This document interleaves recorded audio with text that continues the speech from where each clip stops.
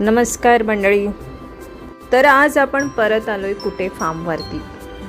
काय झालंय ना, कुटे फार्मवरील जांभळाची झाडं ही भलतीच उंच झाली आहेत आणि मग ह्या उंच उंच गेलेल्या जांभळांच्या झाडांची जांभळं काढायची म्हटलं तर ही ज्ञानेश कुटे यांनी जवळजवळ 23 फूट लांब अशी आड उलची शिडी मागवली आहे आणि सध्या त्याच्यावरच हे डिस्कशन चालू आहे बरं का.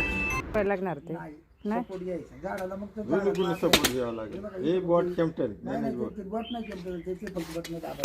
अमेझॉनला पाहिली, हा अमेझॉन पाहून मागवली.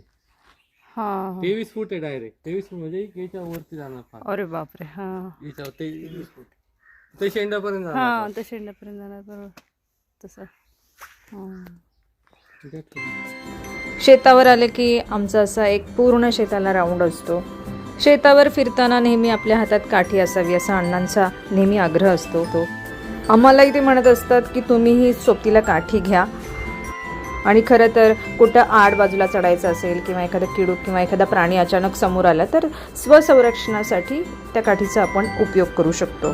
तर चालता चालता आम्हाला हे एक घरटं दिसलंय. तर तिथे जे लोक शेती सांभाळतात त्यांना मी विचारलं कसलं घरटं आहे. तर हे मधमाशीचं तर नाही असं त्यांचं म्हणणं होतं.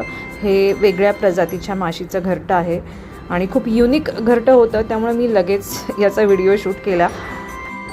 याची आतून पण कलाकुसर खूप छान होती. खूप छान असं त्यांनी छोटे छोटे आतमध्ये सुद्धा घरटे बनवलेले, मजले बनवलेले आणि खूप मोठं होतं हे. खूप सारी आंब्यांची झाडं मध्ये मध्ये मला दिसत होती. त्याचंही मी व्हिडिओ शूट करत होते.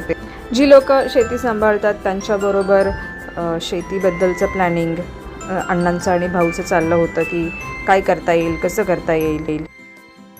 शेतावर आकाश आणि दीपक ही मुलं असतात, त्याचबरोबर त्यांची आजी पण असते. पण हे तुम्ही जे बघता हे वेट लिफ्टिंग सिमेंटच्या सहाय्याने यांनी बनवले. काय हे काय बनवले? अरे येते की तुला? नाही राधे ठीक आहे. फोटो घ्यायचा का काय? मग मंडळी कशी वाटली कुटे फार्मची टूर? आशा करते आवडली असेल. भेटूया पुढच्या व्हिडिओत.